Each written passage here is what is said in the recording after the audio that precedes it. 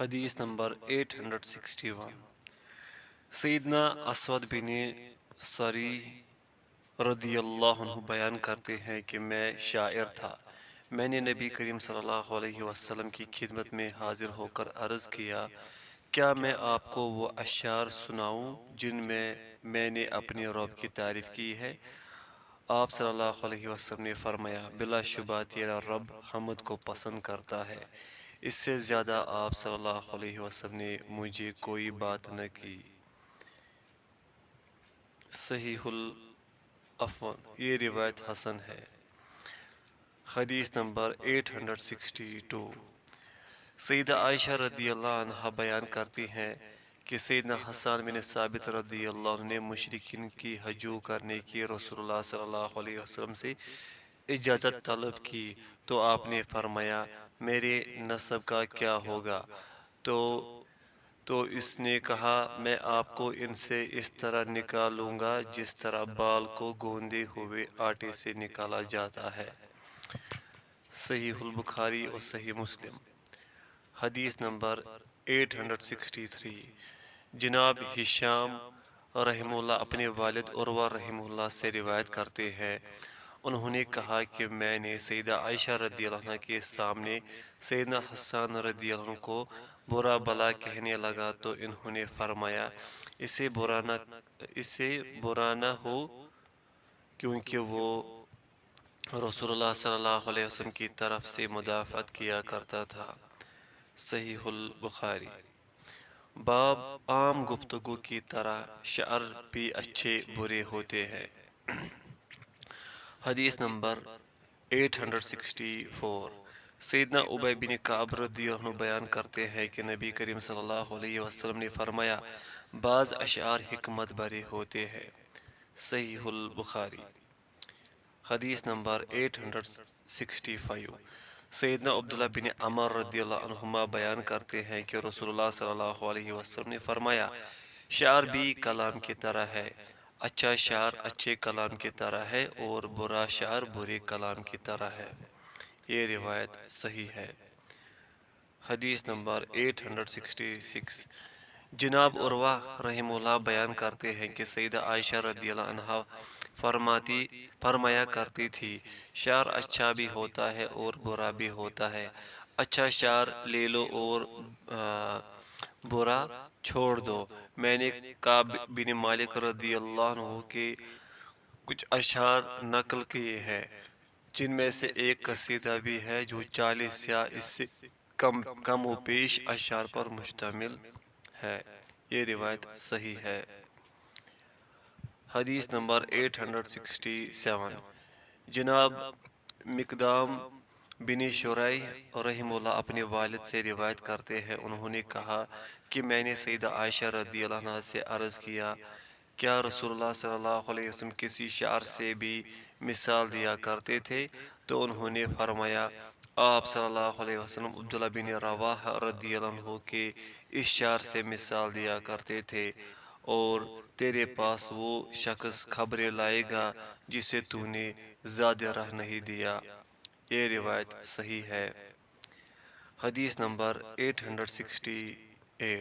سیدنا اسود بن سری رضی اللہ عنہ کہتے ہیں کہ میں ایک شاعر تھا، میں نے عرض کیا، اے اللہ کے رسول، میں نے اپنے رب کی مدح کی ہے تو آپ صلی اللہ علیہ وسلم نے فرمایا، بے شک تیرا رب مدح کو پسند کرتا ہے، مجھے اس سے زیادہ کچھ نہ فرمایا۔ یہ روایت حسن ہے۔ باب جس نے شعر سننے کا مطالبہ کیا۔ حدیث نمبر 869۔ سیدنا شرید رضی اللہ عنہ بیان کرتے ہیں کہ مجھے نبی کریم صلی اللہ علیہ وسلم نے امیہ بن ابو سلط کے اشعار سنانے کو کہا تو میں نے آپ کو اشعار سنائے۔ آپ صلی اللہ علیہ وسلم فرماتے رہے، مزید پڑھو، مزید پڑھو، یہاں تک کہ میں نے آپ کو 100 قافیے سنا دیے۔ آپ صلی اللہ علیہ وسلم نے فرمایا، قریب تھا کہ یہ مسلمان ہو جاتا۔ صحیح مسلم۔ باب جس نے اس شخص کو برا سمجھا جس پر شعر و شاعری غالب ہو۔ حدیث نمبر 870۔ سیدنا ابن عمر رضی اللہ عنہما بیان کرتے ہیں کہ نبی کریم صلی اللہ علیہ وسلم نے فرمایا، اگر تم میں سے کسی کا پیٹ پیپ سے بھر جائے تو یہ اس کے لیے بہتر ہے کہ وہ شعروں سے بھرے۔ صحیح البخاری۔ باب اللہ تعالیٰ کا ارشاد اور شاعروں کی پیروی گمراہ لوگ ہی کرتے ہیں۔ حدیث نمبر 871۔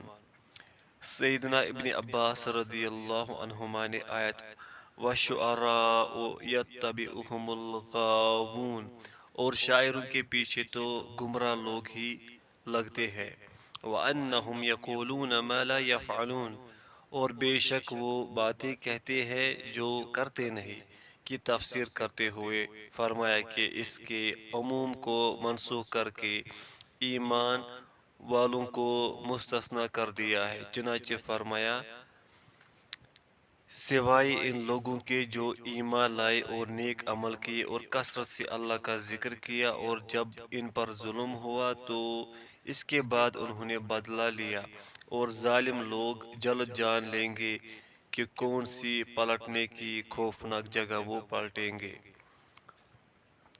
یہ روایت صحیح ہے۔ باب جس نے کہا بے شک بعض بیان جادو ہوتے ہیں۔ حدیث نمبر 872۔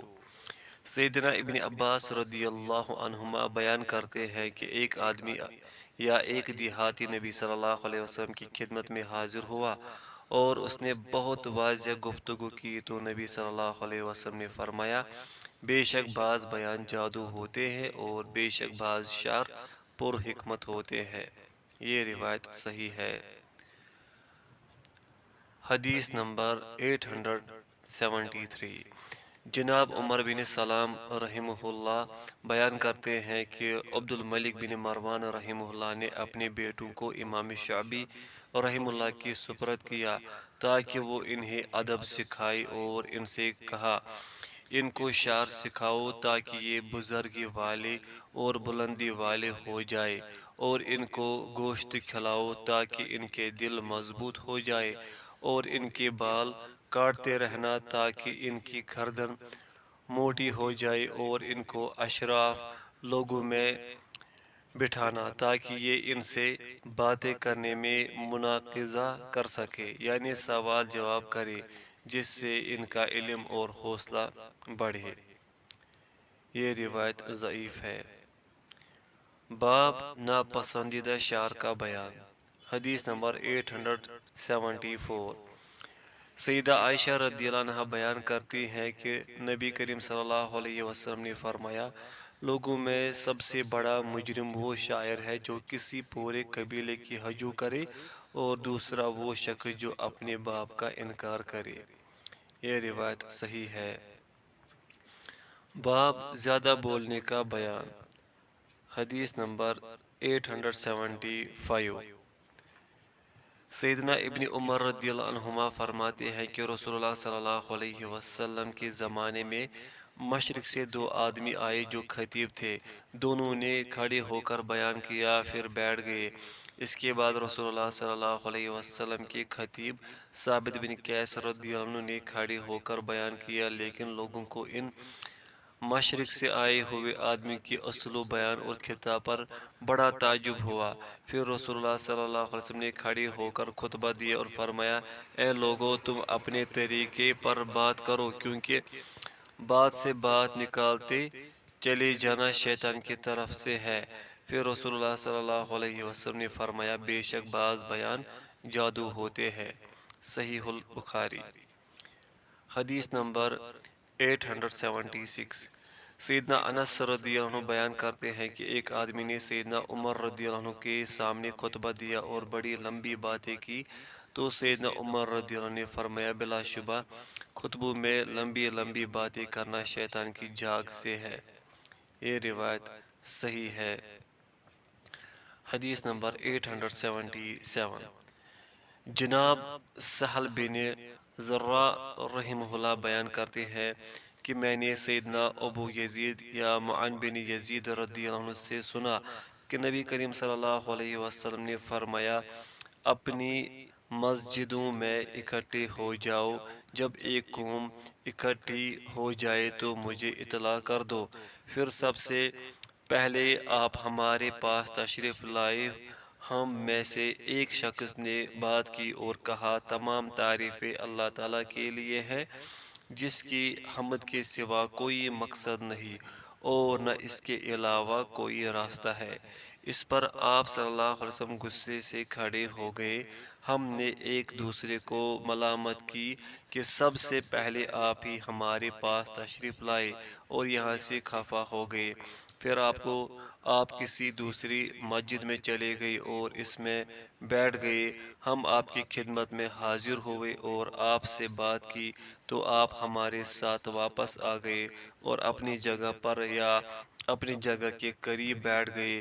پھر فرمایا، تمام تعریفیں اللہ تعالیٰ کے لیے ہیں، جس نے اپنے سامنے جو چاہا بنا دیا اور اپنے پیچھے جو چاہا بنا دیا، اور بلا شبہ بعض بیان جادو ہوتے ہیں۔ پھر آپ نے ہمیں حکم فرمایا اور تعلیم دی۔ یہ روایت حسن ہے۔ باب تمنا کرنا کیسا ہے؟ حدیث نمبر 878۔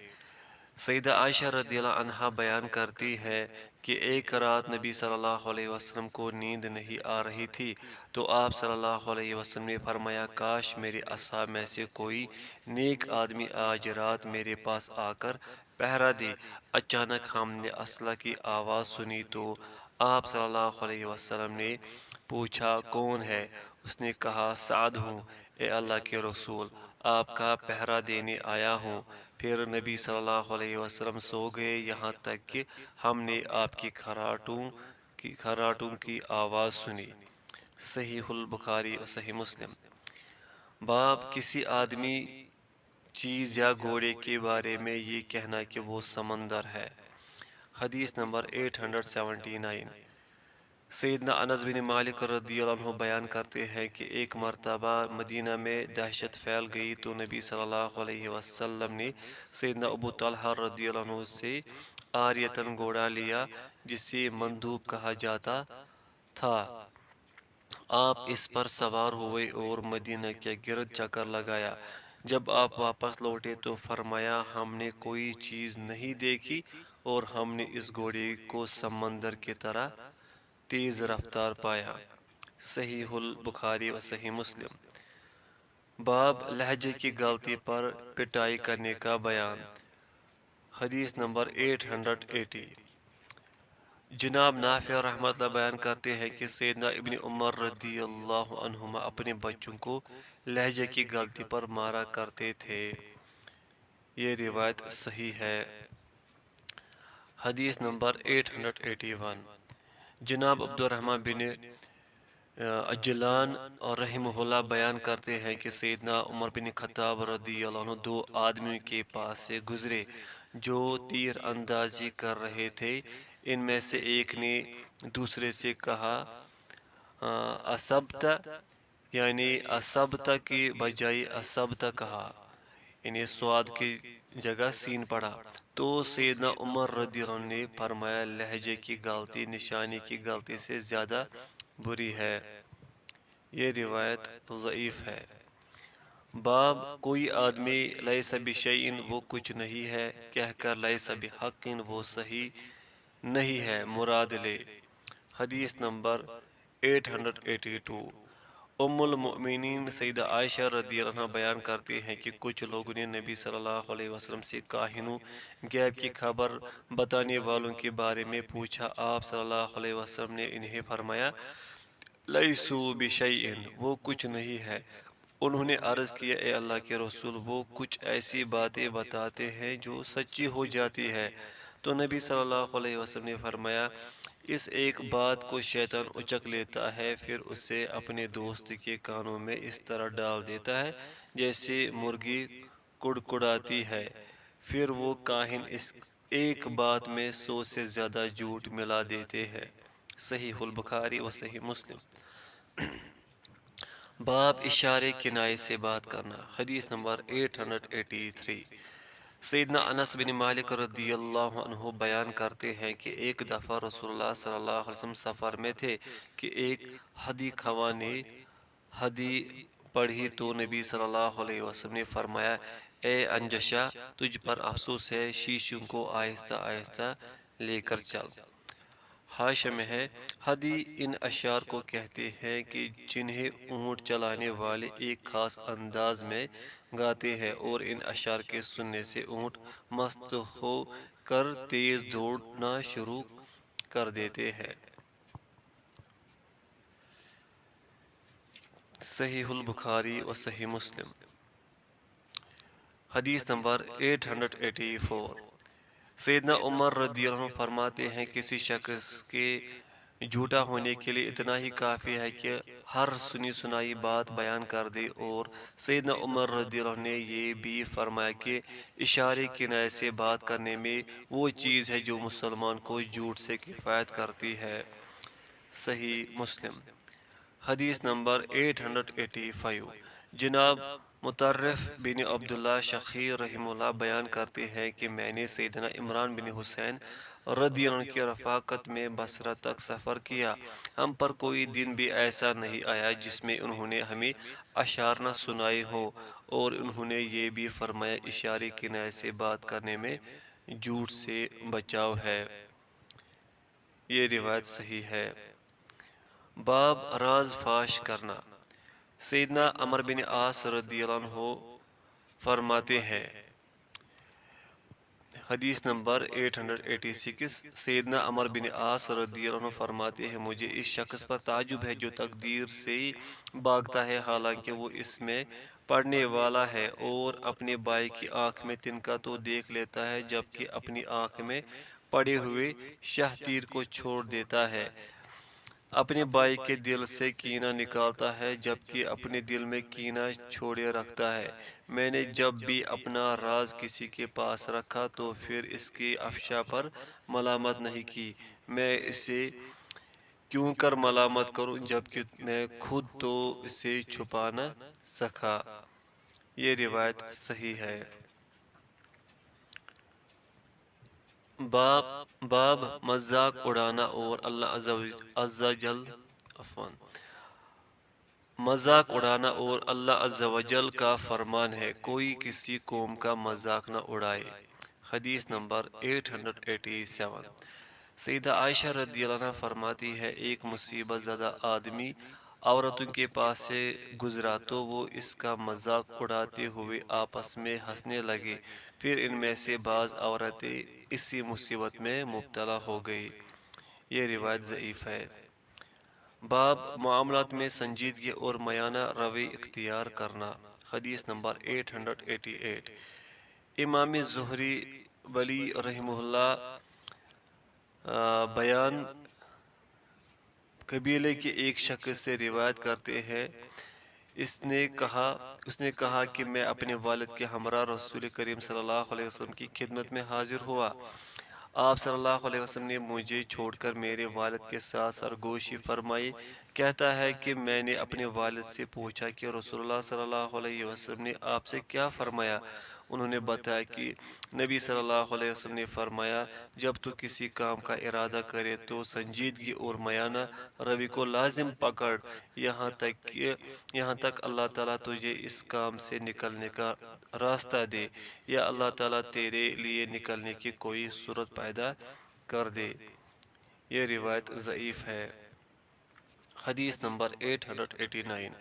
جناب محمد بن حنفیہ رحمہ اللہ فرماتے ہیں، وہ شخص دانا نہیں جو ان لوگوں کے ساتھ میل جول نہیں رکھتا جن کے ساتھ میل جول رکھنا ضروری ہے، یہاں تک کہ اللہ تعالیٰ اس کے لیے کشادگی یا نکلنے کی کوئی صورت پیدا کر دے۔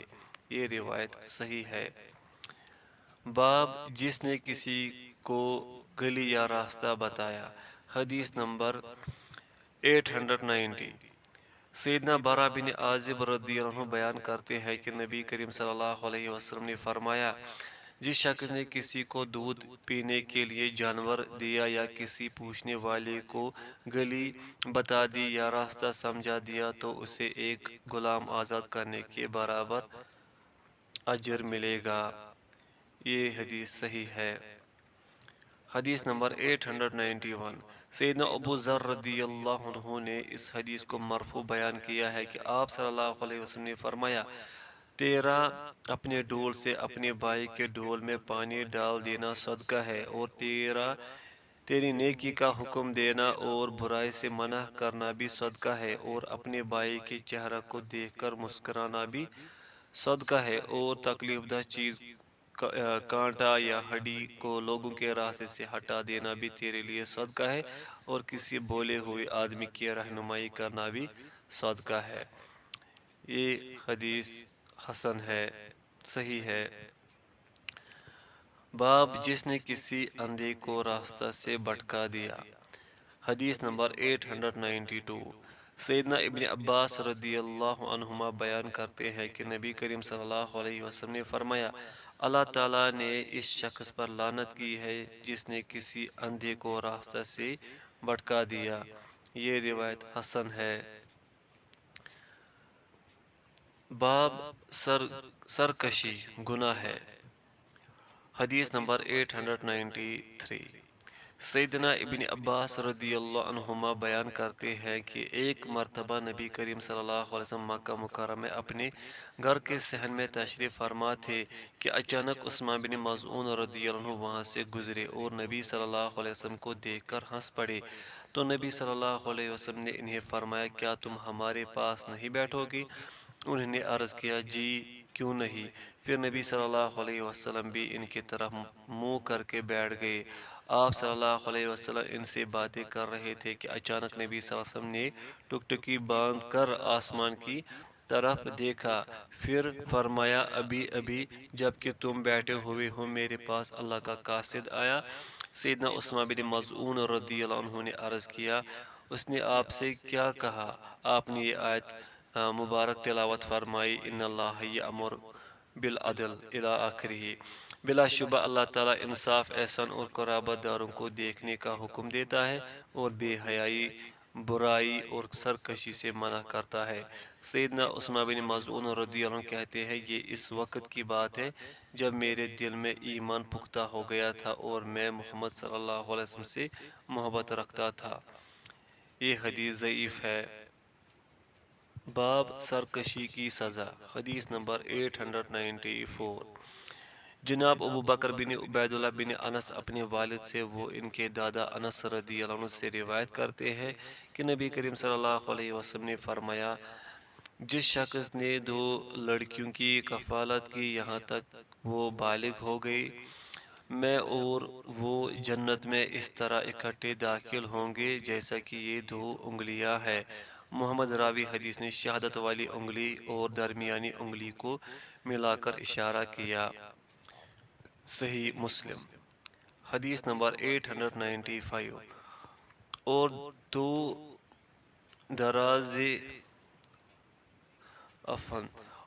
2 دروازے جن کی سزا جلد ہی دنیا میں دی جاتی ہے وہ سرکشی اور قطع رحمی ہے۔ یہ روایت صحیح ہے۔ باب حسب و نسب کا بیان۔ حدیث نمبر 896، سیدنا ابو ہریرہ رضی اللہ عنہ بیان کرتے ہیں کہ نبی کریم صلی اللہ علیہ وسلم نے فرمایا، بے شک کریم بن کریم بن کریم بن کریم یوسف بن یعقوب بن اسحاق بن ابراہیم علیہ السلام ہے۔ صحیح مسلم۔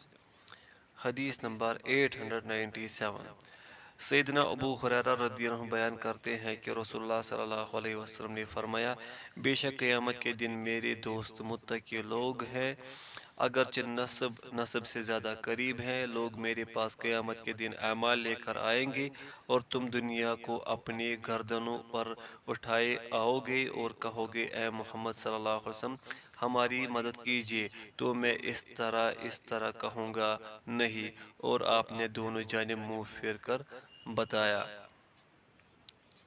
یہ روایت حسن ہے۔ حدیث نمبر 898، سیدنا ابن عباس رضی اللہ عنہما فرماتے ہیں، میں کسی کو اس آیت پر عمل کرتے ہوئے نہیں دیکھ رہا، یا ایھا الناس انا خلقناکم من ذکر व उनसा इला आखिरिही। اے اللہ، اے لوگو، بے شک ہم نے تمہیں ایک مرد اور ایک عورت سے پیدا فرمایا اور تمہارے خاندان اور قبیلے بنا دیے تاکہ تم ایک دوسرے کو پہچان سکو۔ بلا شبہ اللہ تعالیٰ کے نزدیک تم میں سب سے زیادہ عزت والا وہ ہے جو سب سے زیادہ تقوی والا ہے۔ بس ایک آدمی دوسرے آدمی سے کہتا ہے میں تجھ سے زیادہ عزت والا ہوں، حالانکہ تقوی کے بغیر کوئی بھی کسی سے زیادہ عزت والا نہیں۔ یہ روایت صحیح ہے۔ حدیث نمبر 899۔ سیدنا ابن عباس رضی اللہ عنہما فرماتے ہیں تم عزت والا کس کو سمجھتے ہو؟ حالانکہ اللہ تعالیٰ نے عزت والا واضح کر دیا کہ تم میں سے اللہ کے ہاں سب سے زیادہ عزت والا وہ ہے جو سب سے زیادہ تقوی والا ہے۔ تم حسب کس چیز کو سمجھتے ہو؟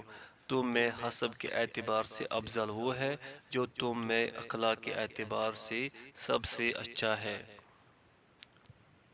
یہ حدیث صحیح ہے۔ باب روح جمع شدہ لشکر ہے۔ حدیث نمبر 900۔ سیدہ عائشہ رضی اللہ عنہ بیان کرتی ہے کہ میں نے نبی صلی اللہ علیہ وسلم کو یہ فرماتے ہوئے سنا، روح جمع شدہ لشکر ہے، چنانچہ جن کا وہاں عالم ارواح میں باہمی تعارف ہو گیا وہ یہاں دنیا میں ایک دوسرے سے الفت رکھتی ہیں، اور جو وہاں ایک دوسرے سے ناواقف تھے وہ یہاں بھی خلاف رہتی ہے۔ یہ حدیث صحیح ہے۔